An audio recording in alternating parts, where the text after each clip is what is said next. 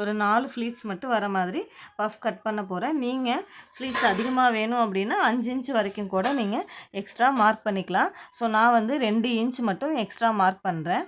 பாருங்கள், இங்கேருந்து மேலே 2 இன்ச் நம்ம மார்க் பண்ணிக்கலாம். இப்போ இங்கேருந்து ஸ்ட்ரைட்டாக ஃபஸ்ட்டு ஒரு லைன் போட்டுக்கலாம். ஓகே, இப்போ இந்த வளைவு போடுறதுக்காக நான் ஒரு சின்னதாக ஒரு ட்ரிக்ஸ் நான் சொல்லித்தர போகிறேன். இப்போ இங்கேருந்து நம்ம 1.5 இன்ச் இங்கே மார்க் பண்ணிக்கிறோம்.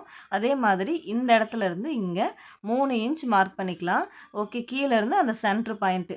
இப்போ இந்த 3 பாயிண்ட்டையும் சேர்த்து நம்ம ட்ரா பண்ணோம் அப்படின்னா அழகாக அந்த வளைவு வந்துடும். ஓகே, இப்போ பாருங்கள் நான் எப்படி அந்த வளைவு போடுறேன்னு சொல்லிவிட்டு இப்படி நீங்கள் அந்த ஷேப் அழகாக கொடுத்துக்கோங்க.